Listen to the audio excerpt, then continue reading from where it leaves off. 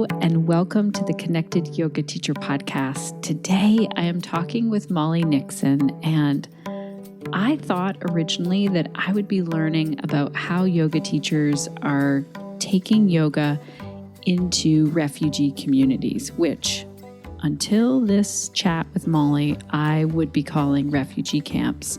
But I'm learning how that language isn't so great. So I'm glad that you're here to learn along with me. We didn't talk about that in the episode. It actually came up later when I was talking about what to call this episode.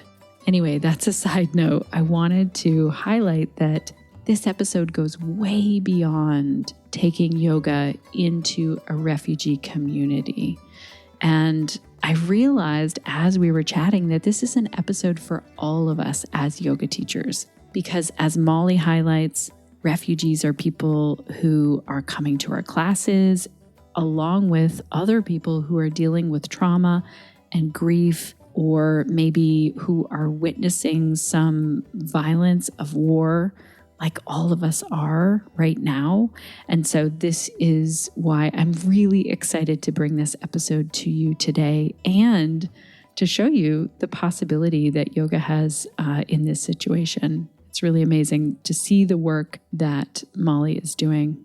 The UNHCR reports that more than 110 million individuals have been forcibly displaced worldwide as a result of persecution, conflict, violence, or human rights violations. So it really is not unimaginable that we might be seeing people who are refugees in our yoga classes. And that might not be like refugees right now. We also need to think that this has been happening throughout history. So we need to know as yoga teachers how we can support this community, even if we don't ever know their status. So even if you have no plans to move to or near a refugee community and teach yoga, I know that this episode is going to be very useful for you. Also, since this conversation with Molly, I've been really looking at how I can support the work that she's doing with the Yoga Mandala Project. And I'm thrilled that actually all of us can help in some way. It might be by attending a yoga class with them, donating, volunteering time, or taking a training with Molly and her team. I'll be telling you more about a yoga class that I found out about that Stephanie is offering February 14th. I'm really excited because Stephanie heard the episode that we did with Rula, heard about the Yoga Mandala Project, and decided to put this yoga offering out there and donate 100% of the funds to the Yoga Mandala Project. I'm so thrilled to see these connections and this just ripple effect of help out in the community. I cannot tell you how soothing it has been for my heart to see these connections happening because of the amazing conversations that we get to have here on the podcast, like the episode with Rula. I will link to this offering by Stephanie Jane, who's a yoga therapist over at Inner Landscapes Yoga. I'll also link to Stephanie's Instagram so that you can connect with her there. I'm so thrilled, Stephanie. Thank you for listening to the podcast. Thank you for then putting something together. Stephanie didn't even reach out to me. Someone else told me about it, and I am just blown away. This was something that I really appreciated this week. It felt like a heavy week, and then I see the community just diving in and continuing to step up and help. It's really something to witness. So again, I just want to highlight that I thought when Molly and I were going to chat that this would be all about how we can actively get involved in a refugee community to support this group of people. But get ready for something beyond your expectation, I think. It was beyond mine. Get ready for an amazing conversation to hear from someone who really understands so much about how yoga can make a huge difference. Before I get into things further though, oh my gosh, I feel like I've really taken up some time before even telling you, like if you're brand new to the podcast, we haven't even met. So let me introduce myself and the podcast quickly. I'm your host, Shannon Crow. My pronouns are she, her, hers, and this podcast is being recorded on the traditional territory of the Anishinaabe people who were here on Turtle Island long before my settler ancestors arrived.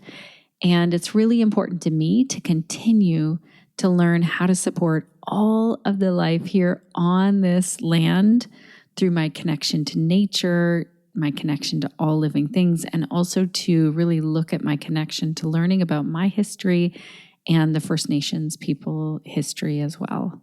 I'm a Canadian yoga teacher, a mom of 3, an entrepreneur, and a forever student who loves to ask questions.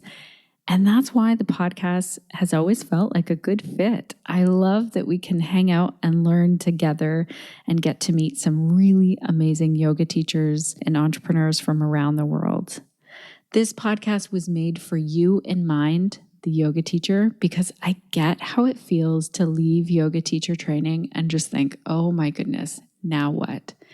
I am running a business, I am still learning about yoga, and there's a lot coming at me. So I wanted you to have a place where you could connect to other yoga teachers' ideas and information and do it on the go and in a free platform. So returning listeners, thanks for hanging out again. And if you're a returning listener or a brand new listener, I'm really grateful for your time today.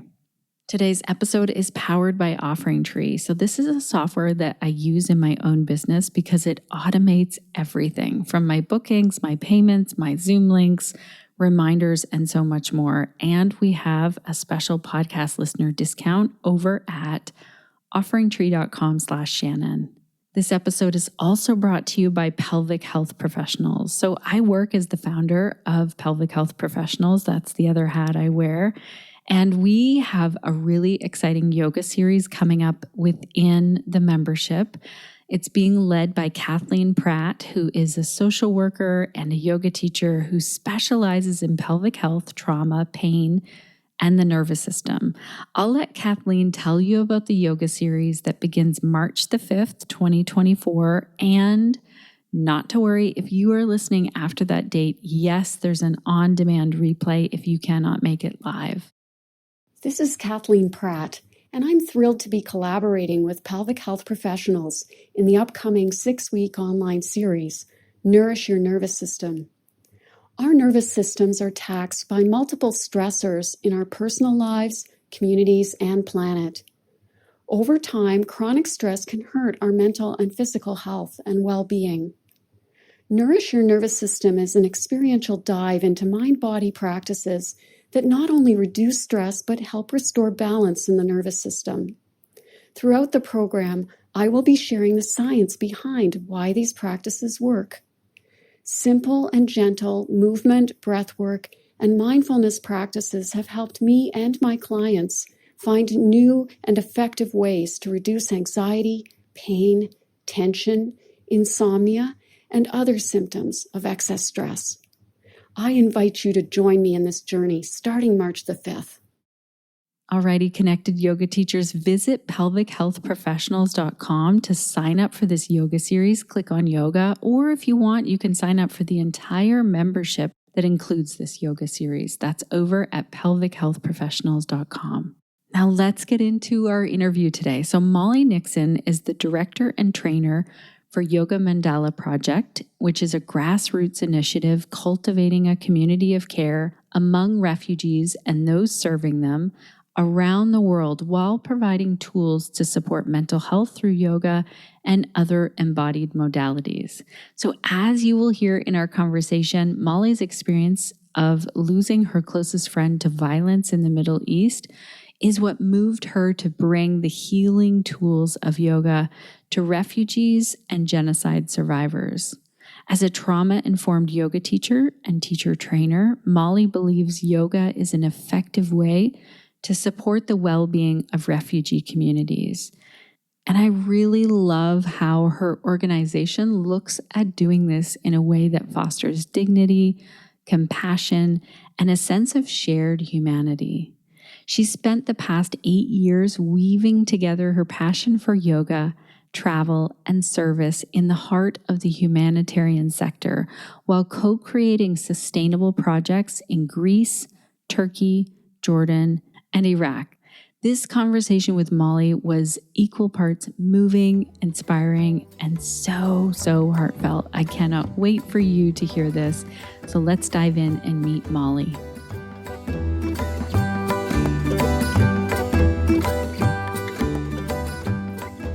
Welcome to the Connected Yoga Teacher Podcast, Molly. It is so great to have you here today. Thanks, Shannon. I'm excited to be here. I'm really excited that we get to talk about how yoga teachers can make a real difference in the work that you're doing around that, and how yoga teachers can get involved, and also how you started to get involved in this, all of the things. But before we do that, can you tell our listeners who maybe don't know the work that you're doing, what is that work and who are you doing it for? Yeah, so we are a really grassroots initiative called the Yoga Mandala Project. We've been around since about 2015, when some of our founding directors went over to Amman, Jordan, and were volunteering as yoga teachers and therapists.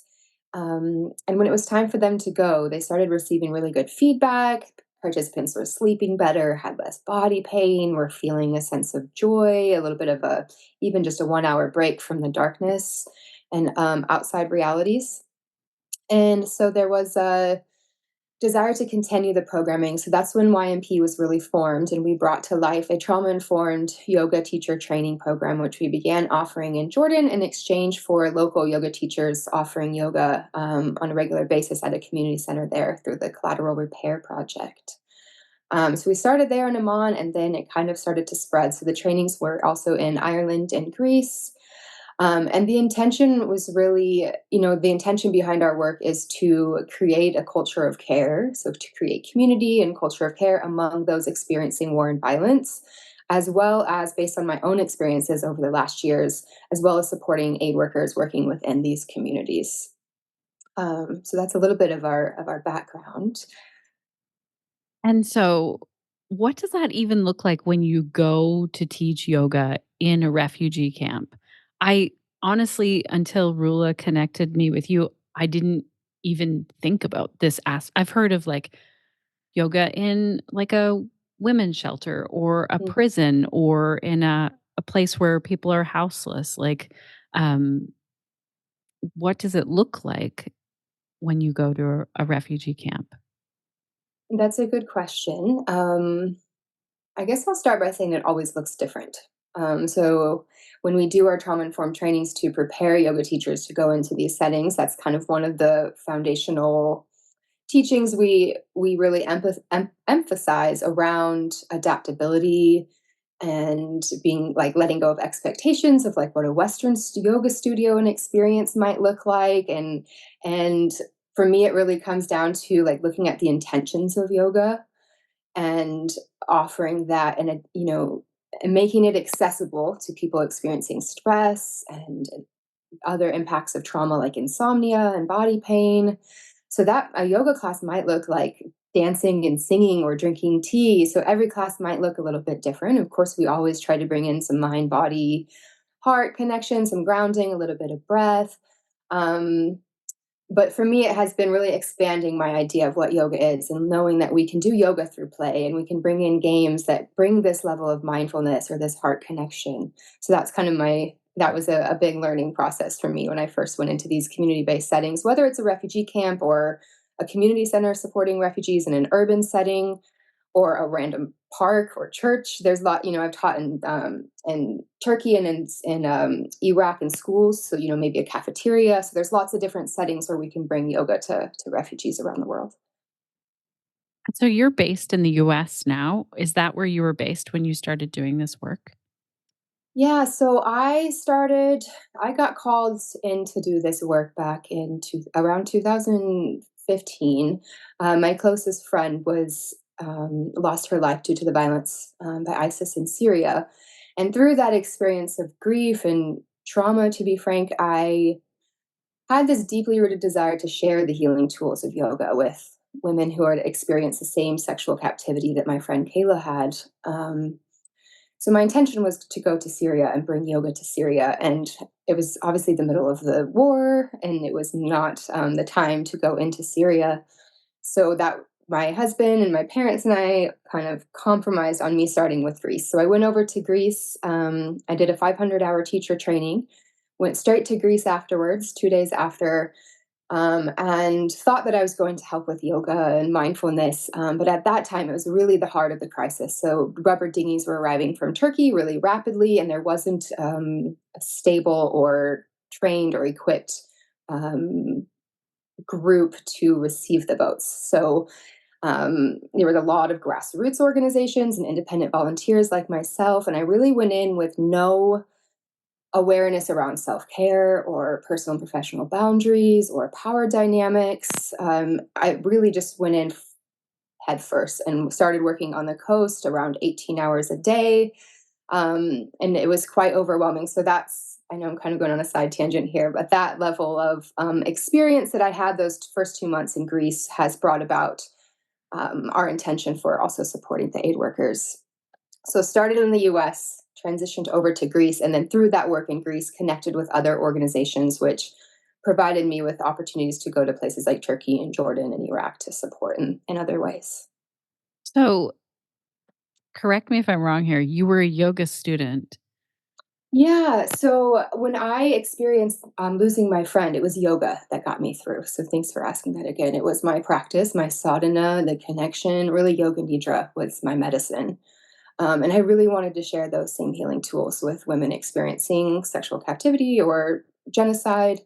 And so that was my mission, was first go get my teacher training certification and then go start sharing the healing tools of yoga. And it took me some time to get to a place where I was just sharing yoga, and I've gone through different roles and, I've done a lot of crisis relief, project development, a lot of behind the scenes work, but sharing yoga is where my passion lies. I love how you also brought in like you compromised with your family. Were there people in your life who were saying like, "Why don't you just stay home and like just do good things here or why don't you just go on with your life?" Like were or even in your own mind were you like, "What am I doing? Like why do I have this drive?" Can you sort of explain that? Yeah, it's funny because you say, "Is there anyone?" Actually, there was no one in my life that was encouraging me to go.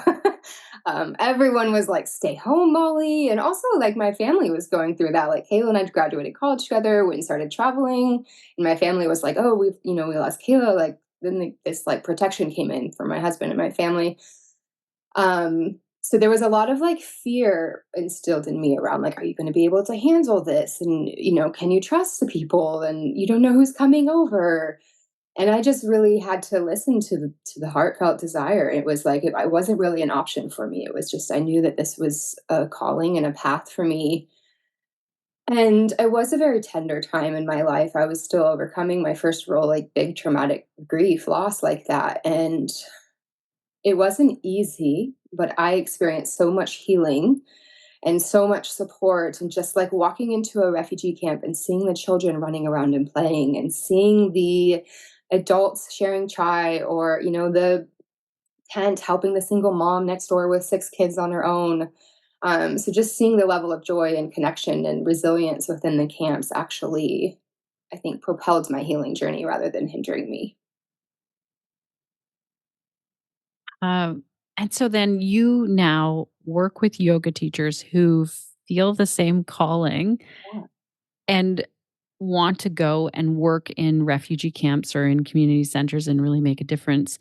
What does that look like? Like, who are the yoga teachers then that are feeling this? Because I'm guessing, maybe I'm wrong. I'm guessing that they're not working within the US. They're traveling to work and to teach. Is that correct? Yeah, so I guess let's backtrack a little bit. So I introduced a little bit of YMP and kind of how we got started in our first years. And at this point, I was working with a different organization. And then it was time for me to leave the full time kind of work in Greece, and I was invited to support with YMP. And this is the same period that the pandemic hit. So it was like, in person programming and international travel and going into refugee camps wasn't, an option for a few years. So at that point, when I took over the reins of YMP, the leadership, We started offering virtual trauma-informed yoga and embodiment and dance English lesson type workshops with communities who had been resettled in England and Hong Kong. We had a few different groups going in Greece. So in Jordan, we had 3 different groups going. So it actually, of course, there's a difference between virtual and in-person programming, but it actually allowed us to expand our reach. So we're able to offer yoga teachers opportunities to volunteer from the US, or we had, yoga teachers volunteering from all over the world over Zoom. And we still do that. So we are starting up a new group, Ukrainian group, and a group that's been resettled in Ireland with one of our Ukrainian yoga teachers. So there's some virtual opportunities for people to get involved. And then the other teaching we do is we offer seasonal classes for aid workers. So whether that's TRE or yoga nidra, creative writing, so different healing modalities to support aid workers and provide them with tools to be well in the field. So there's the virtual teaching opportunities that we're kind of focused on at the moment because it feels a bit more sustainable. Though we do have some in-person programs. Our in-person programs are kind of adapting to be more of like a 6-week kind of comprehensive package on well-being, talking about we're partnering with Epic Assist, delivering a youth program that's, weaves in yoga, but it's also about mental health and body image and consent and period health and awareness. So we're kind of shifting in terms of our in-person programming and what that looks like at the moment. But we did just have a trip in Greece with a few different yoga teachers, and a yoga therapist from Syria joined us. And we're going back to Ireland in a couple months, and we'll be doing some outreach and some different workshops with Ukrainian adults and with youth actually living rurally in Ireland where they don't have access to services. So I know that was a very kind of roundabout way of answering that question. But we do also, in terms of in-person volunteer opportunities, because this is a big question we receive, we partner with organizations on the ground and support them through mentorship with trauma-informed facilitation and program implementation, and then we support them with volunteers. So we're often linking yoga teachers in the US or in most of our communities in Europe. We're linking them with organizations on the ground. Most of them require a 6-week commitment. So that's the biggest challenge for yoga teachers in terms of in-person volunteer opportunities, though the beauty of YMP and this kind of global community. Basically, YMP is a global community of yoga teachers and embodiment facilitators with this shared passion for relieving the suffering around the world through the healing potential of yoga. And so there's a lot of ways to support from home. And it's not always that, a lot of people want the direct teaching opportunity, but that is, we have a waiting list for that versus things like doing graphic design or website or, supporting joining the board of directors, supporting with networking, content creation for a website we're developing with a variety of embodiment resources for refugees around the world. So there's all sorts of ways to make a difference, even if you can't be on the ground in a refugee camp. Oh my gosh, thank you so much for clarifying that. Like, I feel like I learned so much from you Long-winded. every time we've connected. I want to say that, you know, as much as it's very difficult to find like silver linings with the pandemic, that is one thing that I feel Mm. like the global connections were really strengthened. And that's amazing that now people can, take those trainings online more and that we are more connected. I feel like this has been a strong um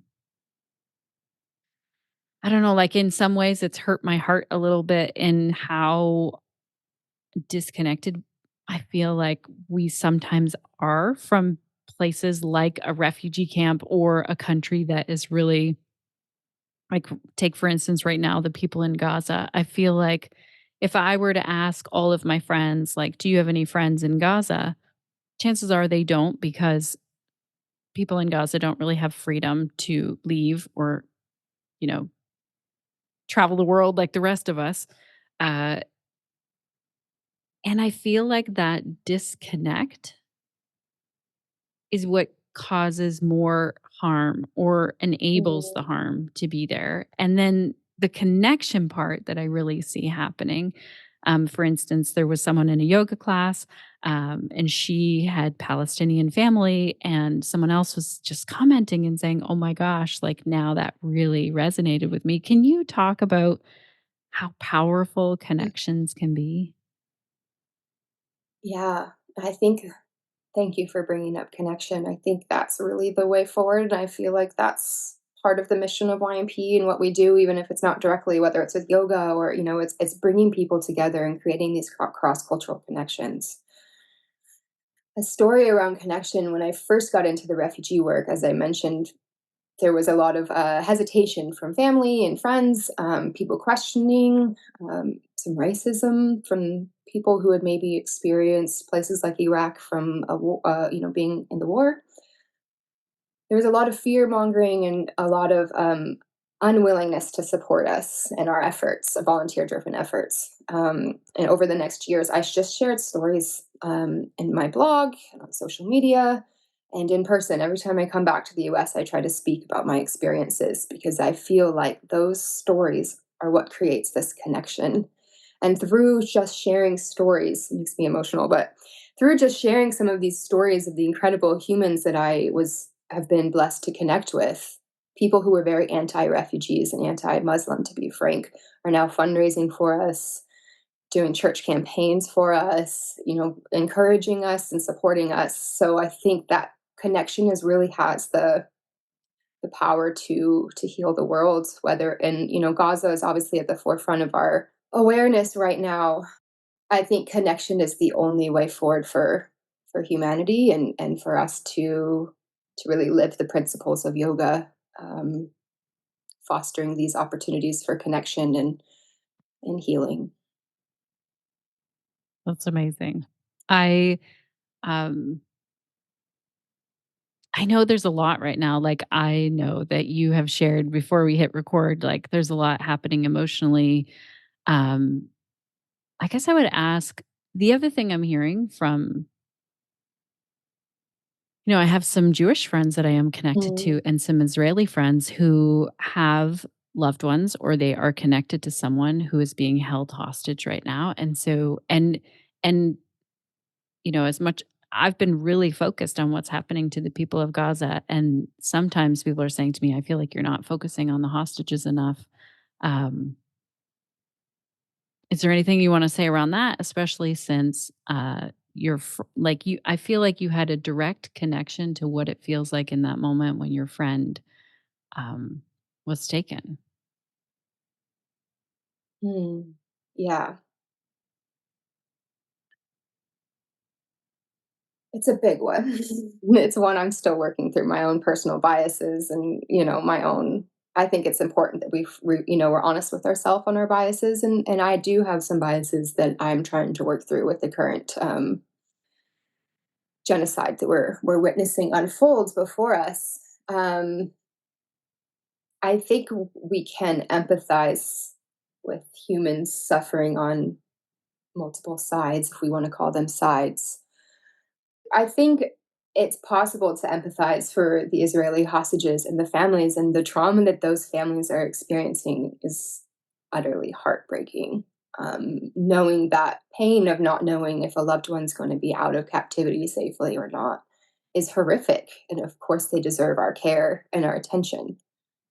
And look at the thousands of Palestinians being held hostage right now. Are we focusing on them? Are we focusing on Gaza? Are we focusing on Israeli suffering?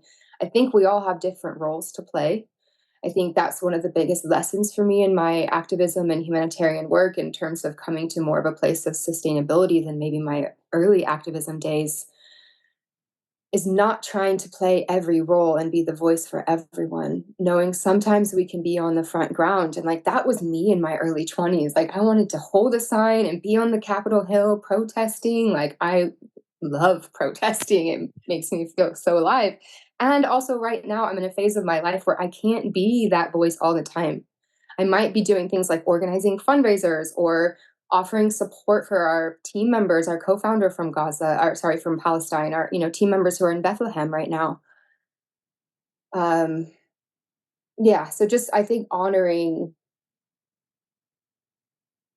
the roles that we can each play at different times in our lives, And also not being afraid to challenge people that are giving us questions. Why are you so focused on the Israeli hostages versus the hundreds of Palestinians that have been held in hostage, and held in captivity for years, and the children? And so I think both sides, that I'm seeing on social media and from my own friends and family, are very polarized, and it's very hyper focused on one group. And I wonder how we can open that. Of course, I want to focus on Palestine and Gaza and bring awareness to the oppression and the injustice and the genocide they're experiencing. But bringing awareness in that way isn't necessarily harming the Israeli hostages and their families. So I think it's making space for all of it. Gosh, I appreciate that so much, especially you saying like we can take this moment and this is our we just know that this is our time to speak up about this one thing because I did speak about in an earlier podcast how people are saying to me like why aren't you speaking up about like Sudan or something else? And it's a great question. And I would hope then that other people who feel really called to speak out about those injustices and those genocides that are also speaking up. How is this yoga? That's a good one. I like that question. I mean, for me, yoga is not about gymnastics on the yoga mat. It's about living the yamas and the niyamas. If we look at our vow to ahimsa, for me, it all comes back to ahimsa. If we're committing ourselves to a life of non-harm as yoga teachers, that also includes speaking out about injustice, as well as ensuring that we're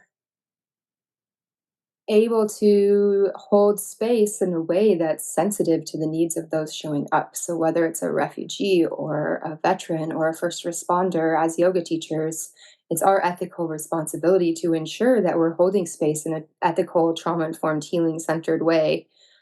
So I think there's some different things here with the activism side. We can look at ahimsa and truth, speaking the truth of what's happening right now, and staying committed to our sadhana and our daily practice so that we can decipher and stay in integrity with what truth is. There, for me, yoga is social justice. Yoga is, there's not this separation, but for me, living my yoga, and when I left my first teacher training, I experienced this shame of like, I'm not doing my 30-minute meditation every morning before I go get in the ocean to help babies getting off rubber dinghies, or I'm not doing my 90-minute asana practice. And some very kind souls from my teacher training reminded me, Molly, you are doing the yoga right now. Like, this is your yoga. And for me as a new mom, like, nurturing my baby now is my yoga. So it's like, how can we live the practice and the philosophy and things like the actual physical practices too. Staying in the activism, I couldn't do that for this many years without yoga, without having practices to return to, self-regulation tools. Our trauma informed trainings are not just about what is trauma and how can we be sensitive. It's also looking at how can we care for ourselves? How can we stay committed to the yamas and the niyamas and the ethical foundation yoga provides us? How can we stay well in these situations where we're literally witnessing horrific, the things that I've seen in Greece in my first years are things that I would never wish upon anyone to see or experience. So it's the tools of yoga that can be our foundation. It can be like our tool for staying well while doing this. Social justice and yoga for me is one. Connected yoga teachers, are you the kind of person who really dreads updating or working on a website? Or do you ever lie awake at night wondering if you sent out the wrong Zoom link or if the wrong email went out to someone who has signed up for an offering? If you are nodding your head right now as you're listening, you are not alone. And that's why I love to tell yoga teachers about OfferingTree. This is an all-in-one software with everything you need to run your yoga business. OfferingTree integrates with Zoom, which means it automatically creates meeting links. And everyone who visits your website sees your offerings listed in their time zone, which is amazing. It's such a great feature of this software. And I've worked with the people behind OfferingTree for a few years now, and I can honestly say that they really care and listen to what yoga teachers need. This is why I use that software. This is why I recommend it to so many yoga teachers. And so if you are wanting to check it out, head on over to offeringtree.com/Shannon because we have 50% off for you for the first 3 months. Alrighty, let's get back to the show with Molly. Now, I'm just like, how do I sign up for the trauma-informed training so that even if I am not planning on like traveling and volunteering in a refugee camp, like you said, we can still bear witness and do our own work and then find a training like that. Tell me how, and tell all of our Yeah. listeners, how do we sign up? Well, the first thing to note that I want to, while you were speaking, that came up is, of course, we can't all go into refugee camps, and that's okay. Also, I think a lot of us listening are in countries where a lot of refugees are being hosted. We don't know who's showing up at our spaces. When I went to teach in person last year, I don't teach in person so much anymore. Teaching at a festival last year, I had 3 refugees in my space, people that had been resettled a long time ago, but it was really an eye-opener for me. And not just refugees, but if you think about even the amount of women who've experienced sexual violence, I assume every time I open a yoga class, someone in the yoga class is experiencing a level of trauma. So we really encourage anyone holding space for others, whether they're yoga teachers, massage therapists, doulas, all of these people, to have a foundational understanding of how we can hold space in a sensitive and ethical way. So our teacher trainings have a foundation. Of course, our experiences are built off of the refugee experience and setting, but we're widening that scope now to support more of an expanded group of yoga teachers.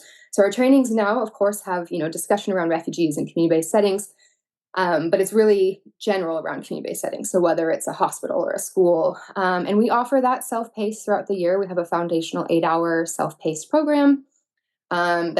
And our trainings really weave in like theory and embodiment because we really believe in learning through experience and embodiment.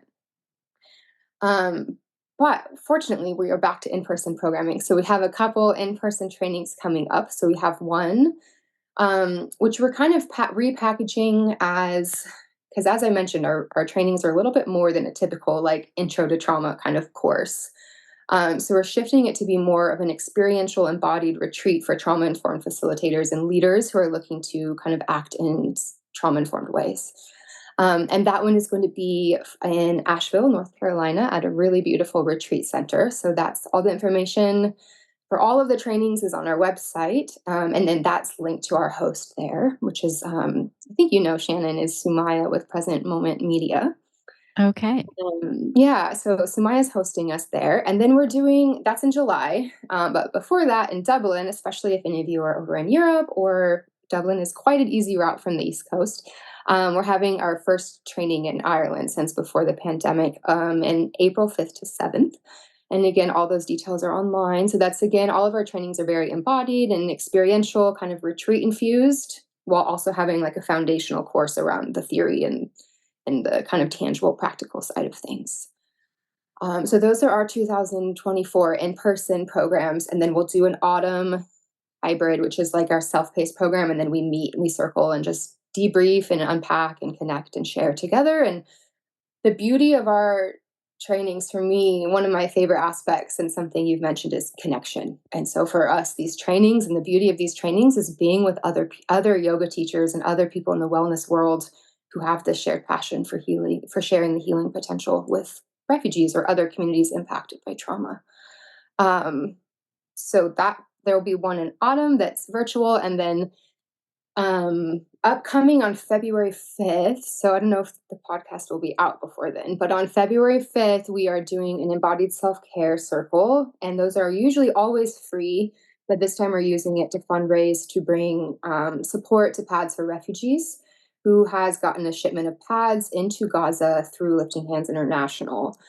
So we're empowering them, giving them the funds, so when the corridors do open, they can easily get pads and supplies back into Gaza for the women there. Yeah, which is a really important issue. I've been sharing more and more about Mm, that over on sort of my pelvic health professionals Instagram because okay. I can't imagine. Someone was saying like it's been 4 menstrual cycles basically, and I can't imagine as a menstruating person not having access to pads. I had someone question us on, why are we doing pads when they don't have water? And I believe pads or feminine, hygiene products are basic life, like essential. I mean, people are experiencing infection. People are actually, I don't know how they have access to it, but I've been reading articles and reports that people are taking some kind of capsules that delay the periods, which can cause more problems. Yeah, I mean, they don't have anywhere to clean or to wash, even if they were used to use rags. So it's something that I felt very passionate about since I started seeing stories and requests coming out of Gaza. And I'm really grateful to Melissa with Paths for Refugees for finding that route in and finding a way for us to support in this way. Hmm. And then I'd say if someone's saying, "Oh, they don't have water," well, I hope you're speaking up then and saying Mhm. like, "Oh, water also basic human necessity that we all should have access to, clean And if drinking you host water." a fundraiser for Water for Gaza, I will be there. Exactly. Absolutely. That's the one thing I've kind of felt like in this, like, please don't get in my way while I'm trying to like Yeah, bring awareness to this, like while I'm doing my best to help. Like, if I say something wrong and I need to be better in my wording, fine, tell me. But then let's keep going in the same direction together for yeah, humanity. Please don't like stand in my way. yeah. Yeah, it's interesting how so many of us have this shared passion, yet people are often challenging. And I appreciate being called in and, I think it's important to have these reflective questions asked. And also, I think there's a way we can support and lift one another up in that different roles we each play, honoring that, as we've talked about. Yes. Yes. Exactly. Okay. Another question that came up as you were talking so much about this being trauma informed. Um, what would you say to the person who's saying this is too triggering? This is like if I as a yoga teacher who, you know, is trauma informed, I don't want to share graphic images on my Instagram, or I don't want to go and check the news when it's just going to be full of trauma triggering things. I would first say honor that. So if someone is sensitive like myself, things like graphic images are not my thing. When I first got into the Syrian conflict, I was posting the most graphic, disturbing photos and videos and images on my social media channels, and I didn't find that that was an effective way for me personally. So I think honoring those limits, and I think there's ways we can be intentional about our news intake in a way that we can stay aware without overwhelming our nervous system. So for me lately, that looks like having a lot of boundaries. Maybe looking at the news or choosing one article or one source, not having social media open all day like I struggle with, especially during these times of conflict. And, like around October 7th, I was way too much on Instagram. I was way too sucked into what was going on, which is fine. And that's what maybe I needed at that time. But I think we as a community need to not shame each other for that. There's a lot of yoga teachers that I love and respect, but they're calling people out for not speaking up on Palestine. I feel we can speak up on Palestine. I feel like we should, but also in a way that honors ourselves and our sustainability. Like we've mentioned, there's war, there's things going on in Sudan and Armenia right now. So maybe not feeling a sense of overwhelm and a need to support in every way, maybe just choosing even one area to be aware on. Um, yeah, honoring your needs, because if we're not well, then we can't serve others, and our own well-being directly, especially if we're holding space for others or serving as aid workers or in whatever capacity. If we're not well, that directly ripples into the services that we're providing. Thank you so much for that very nuanced answer of like, you know what it's like to really check Instagram and to post things that are, really graphic.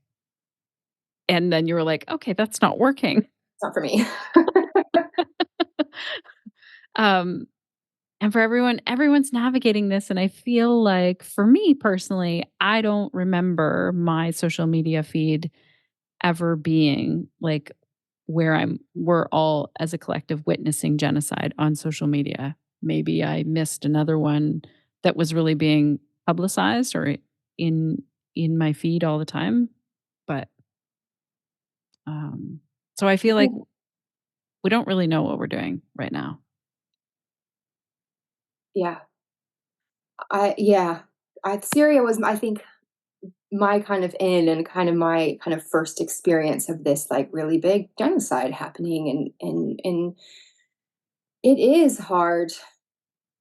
I really want to share that with yoga teachers and anyone listening with a caring heart, that what we're experiencing right now is hard. It is traumatic. It is not natural for us to be observing things like this, and it's not healthy for our nervous systems. And that is one of my passions for keeping the Yoga Mandala Project alive, is this culture of care and like the intention. We come together seasonally as aid workers and yoga teachers and embodiment facilitators experiencing this just to hold space for each other. I myself can feel quite isolated in the US. I don't necessarily have a lot of people in my like immediate circle that are really aware of what's going on in the world, whether it's Palestine or other areas. Um, so again, circling back to connection and knowing that connection is so important for us in these times. And without connection, I mean, there's no way I could continue to stay engaged without that level of connection. And that's really what we emphasize.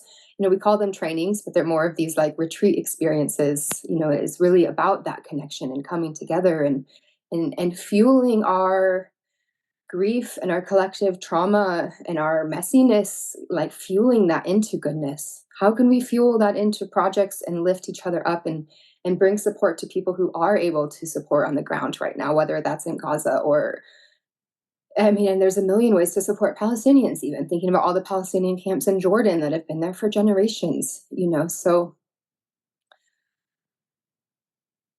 remembering that it's okay to set boundaries, even in times of genocide, and to remember that we each deserve to stay well, regardless of what's going on in the world around us. And I know how hard that can be. Thank you also for calling attention to um, refugees being in our local yoga classes. This is something that um, I, not in my local yoga class, but I realized that some of my podcast listeners reached out and Mm, said, thank you so much.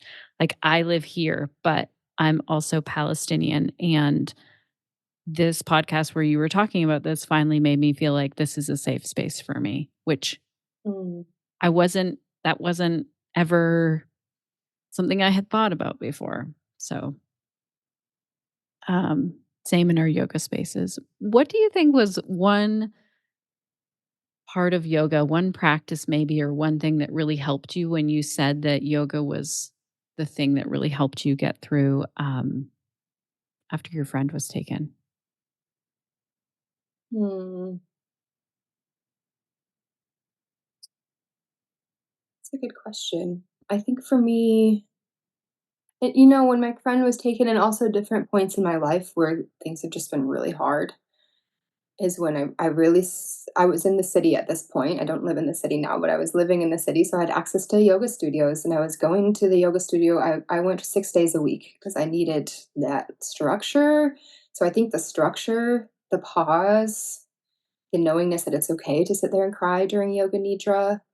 Um, Also, I think yoga connected me with something deeper. So it was like a realization that there's a deeper purpose for me in life, and there's, you know, this interconnectedness. It brought me a connection with spirituality that I hadn't experienced before. So I think just physically, emotionally, mentally, spiritually, there was just so many ways. Yoga nidra for me, I have a very hyperactive nervous system. I tend to, when I'm stressed or things are going on, my cortisol is high, and I like to do, move, create. And yoga nidra is like my long exhale. It's like, okay, Molly, it's okay just to rest and like sleep even, And also, again, I know I keep circling back to it, but that connection, being around other humans every day meant I got out of bed. I got I brushed my teeth, would oftentimes feel hungry after yoga when I wasn't eating other times in the day. So I would go get some food on my way home. Um, yeah, yoga is my medicine. And I think it's also important for us when we're talking about working with communities impacted by trauma that we're not over prescribing yoga. So we're not saying yoga is a fix all. We're not going in and saying yoga is like the mental health services and you don't need anything else. We're going in and trying to offer it as like a complementary service in addition to existing mental health services. So important. Oh my gosh, as you were describing like how supportive yoga felt for you at that time, I'm just thinking of the many listeners who are offering those spaces and they may have no idea that the person showing up to class is like, this is what gets me out, this is what gets me around people. Here's how they they may have no idea of their story. So it's really important work. It is, and that's it gives me goosebumps to think about, like, the level of trauma and grief I was experiencing, like, those yoga teachers had no idea, like, I didn't speak about that in any way to that community. It was kind of like a community that I could go to where I wasn't faced with, "Oh, how are you? Are you okay? Like, did you see the news, the torture methods?" No, it was just like this break from all of that, and maybe that's what the refugees were experiencing too when they share that coming to the yoga class gave them a break from thinking about the genocide and Shingal and their family that's still unsafe back in Iraq. Yeah. Oh my gosh. That's amazing. Thank you so much for doing this work and then for talking about it with us and then also for enabling other yoga teachers who feel really led to do this. Thank you. Like this is like truly um some deep yoga that you're putting out into the world. You're making a huge difference. Tell us what's the best website to go to connect more. Yeah, so our website is just www.yogamandalaproject.org. And then my email. So whether it's about volunteering or one of the biggest kind of needs we have at the moment is we have a Class for a Cause campaign where we just ask yoga teachers and other humans to share a yoga class or a meal or something in exchange for the participants, so friends, donating towards the project as we're kind of struggling to keep our doors open financially. So whether it's for volunteering, the Class for a Cause, trainings, all that, you can email me at yogamandalaproject@gmail.com. That's kind of the best way, and then I can direct you to the right team members and the right steps. Oh, I would love to see some of our connected yoga teachers really jump in and help in whatever way. It might be like, okay, I'm really busy right now. I can't donate my time, but I could donate funds or I can help out in this way. That would be amazing to see more connections built through that. Thank you. Yeah, thank you. And I think just remembering for all of us that no act or no donation or whatever it is in support of Gaza or whatever causes you're passionate about, nothing is too small. We can really make a difference. And if our community, global community, if all of us as yoga teachers can do a little something, it makes a big impact and it makes it all possible. So true. Thank you so much, Molly. Thank you, Shannon. Thank you again, Molly. What an inspiration it was to talk with you and to know that this is really so much goodness that we can share with other yoga teachers around the world just by listening to this episode. I know that I have felt like things are so heavy in the world right now. I know I felt that in my own life, watching what's happening to Palestinians right now, listening to Palestinian friends who are really dealing with so much pain. Also, listening to Jewish friends also facing a lot of heartache and pain. And it's conversations like this with Molly that make me realize how much of a difference yoga made for her in a yoga class where she never told the teacher what was going on in her own life. And then to see how she has then taken that and spread it so far into the world and into some of the places where there is the most amount of suffering. And so I hope this episode is an inspiration to you. The least you can do is go and share this episode to let others know about the Yoga Mandala Project. If you can take it a few steps further, reach out to Molly and ask what is needed right now. How can I help? Or maybe sign up for a yoga teacher training with Molly. I'm really seriously looking at the trauma-informed training that she offers. So all of the links for today's episode can be found over at theconnectedyogateacher.com/362. And also on that show notes page near the top, you can leave a review for the podcast. And that means so much to us over here. So if you want to tell us what you think of this episode, you can either leave a review so everyone can see, even if they're not podcast subscribers or not heading over to our website. And if you want to leave a review specific to this episode or a comment specific to this episode, head on over to theconnectedyogateacher.com/362. Now, if you have time to hang out in person, we have some things going on. So we're just wrapping up our yoga series with Tyla Arneson. It's yoga for cancers of the pelvic region. So that ends on February the 14th, but not to worry, we have a replay for this entire series if you want to sign up for it. And like I said earlier, Kathleen Pratt is coming in to teach Nourish Your Nervous System. This is a 6-week online yoga series which combines the ancient wisdom practices of yoga along with mindfulness and current research. There's no yoga experience required to join this. So yes, invite your friends, especially if they're feeling really stressed out right now. Invite your colleagues, invite your family. Maybe invite your enemies. Maybe they could use it. Kathleen is a social worker and a yoga teacher. She's offering a trauma-sensitive approach that gives all participants the choices about how they practice, how to honor their pace and their comfort level. In this series, you're going to learn about your nervous system, in addition to gentle movement, breathing, and mindfulness exercises that will reduce stress. And I'm telling you, this is one yoga series where I cannot wait to practice along with Kathleen. I'm really excited about this. I've known Kathleen for some years now. She's been a member of Pelvic Health Professionals for a long time. She's had so much insight to offer into conversations that are about trauma, pain, and how to reduce stress. And I'm really excited that we get to do a whole yoga series with her.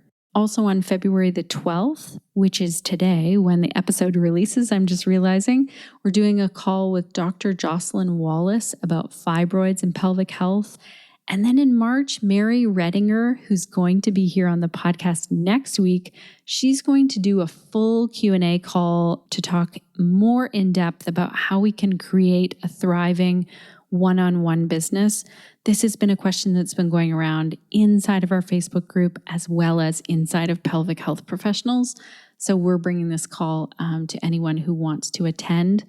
Those things that I just said are happening inside of Pelvic Health Professionals. You can sign up for a month and check it out, check all of those things out, or you can sign up for the yoga series on its own. Check out pelvichealthprofessionals.com to see what is the best option for you.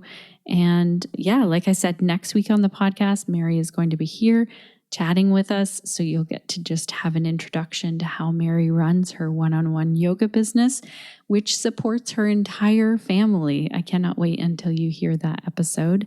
If you have any questions for me or comments, you can leave me a voice message. I don't know if you knew that. That's over at theconnectedyogateacher.com. On our homepage, there is a button over on the right-hand side. I'd love to hear your voice messages. Also, you can email me, Shannon at theconnectedyogateacher.com. Thank you so much to our entire team over here for making this episode possible today. Suzanne Crunch and Sinead.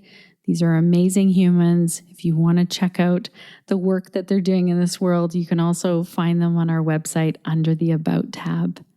Thank you so much for being here, dear listener. You make this podcast possible. This episode, this entire podcast, which is turning 7 soon, is here because you show up, you share it with friends, you hit subscribe and play, and that really means a lot. So I'm going to leave you with my usual question. What will you be doing this week to stay connected to yourself, your yoga practice, and to your community so that you can share the yoga that lights you up?